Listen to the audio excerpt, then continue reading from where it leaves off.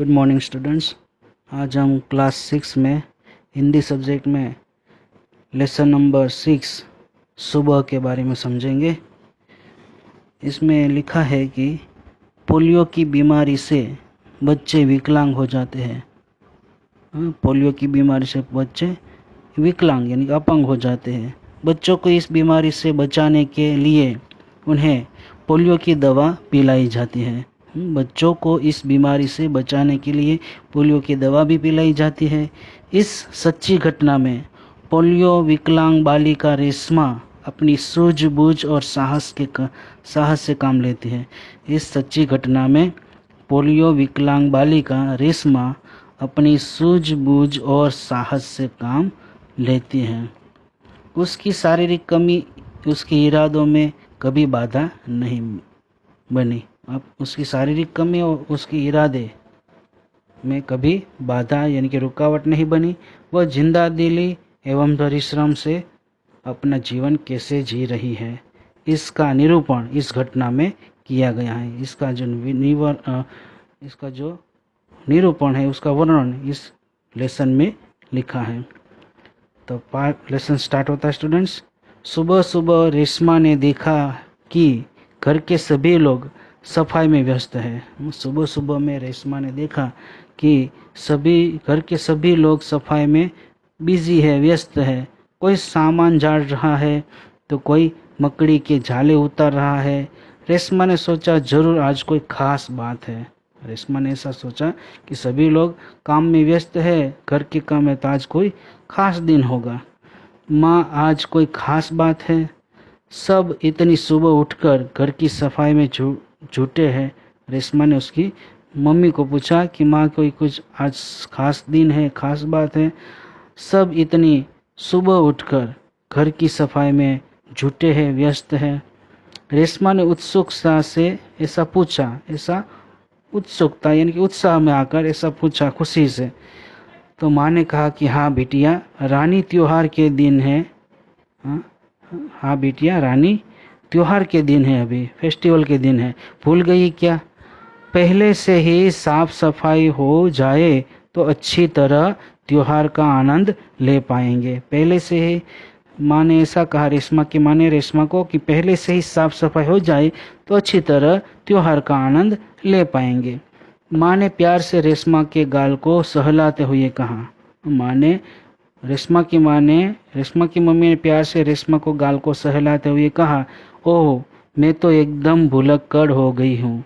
ओह मैं तो एकदम भुलक्कड़ हो गई हूँ, भूल गई हूँ, भुलक्कड़ बन गई हूँ, ऐसा रेशमा ने अपनी मम्मी को कहा। पर माँ, आपने मुझे तो कोई काम सौंपा ही नहीं।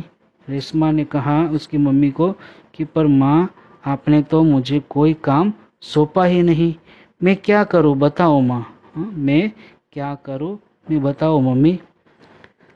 अच्छा चलो, तो पहले नहा धोकर तैयार हो जाओ। तो उसकी रेशमा ने उसकी मम्मी को, रेशमा की मम्मी ने रेशमा को कहा कि अच्छा चलो पहले नहा धोकर तैयार हो जाओ, फिर बताऊंगी बहुत से काम हैं, फिर मैं बताऊंगी तुम्हें कि बहुत से काम पड़े हैं। मैं भी आपकी मदद करना चाहती हूँ। रेशमा ने कहा कि मैं भी आपकी मदद करना चाहती हूँ। माँ ने कहा कि रेशमा ने रुआ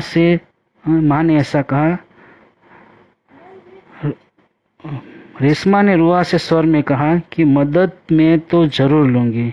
रेशमा ने रुआ से स्वर में ऐसा कहा, मदद तो मैं जरूर लूँगी, मैंने तुम्हारे लिए कई काम सोच रखे हैं, ऐसा माँ ने कहा रेशमा को।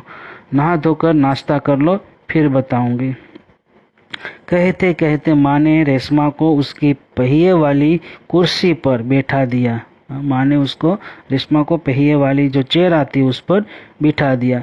रेशमा ने अपनी पहिए वाली कुर्सी को धीरे धीरे धकेला और अपने दैनिक कार्यों में लग गई। रेशमा ने अपनी पहिए वाली कुर्सी को धीरे धीरे आगे चलाया और वह जो रोज का काम है उसमें काम में लग गई। रेशमा जब 5 साल की थी तभी से उसके दोनों पैर काम नहीं करते थे। रेशमा 5 साल की थी तब से उसके दोनों पैर काम नहीं करते थे क्योंकि उसको पोलियो था। उसे बहुत तेज बुखार हुआ। उसको बहुत तेज बुखार आया था और घुटनों से नीचे, घुटनों से नीचे दोनों पांव एकदम बेजान हो गए थे, और घुटनों के नीचे के दोनों पांव बेजान हो गए थे, यानी कि उसमें जान ही नहीं थी।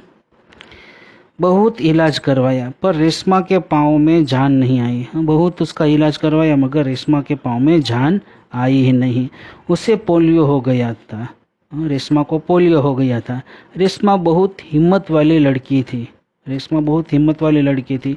शुरू शुरू में उसे जरूर दूसरों की सहायता लेनी पड़ती थी। शुरुआत में, आरंभ में पहले उसको दूसरे की हेल्प लेनी पड़ती थी, परंतु अब 11 साल की उम्र में वह अपने सारे काम स्वयं करती है। परंतु अब 11 साल की उम्र हो गई है और अब वह उसके सारे काम स्वयं करती है। वह अपने परिवार पर अपने काम के लिए निर्भर नहीं रहना चाहती। वह अपने परिवार पर अपने काम के लिए निर्भर नहीं रहना चाहती, यानी कि किसी पर डिपेंड नहीं रहना चाहती, किसी का आधार नहीं बनना चाहती। ठीक है स्टूडेंट, यहाँ तक रखते हैं। अगला पेज हम अगले दिन समझेंगे।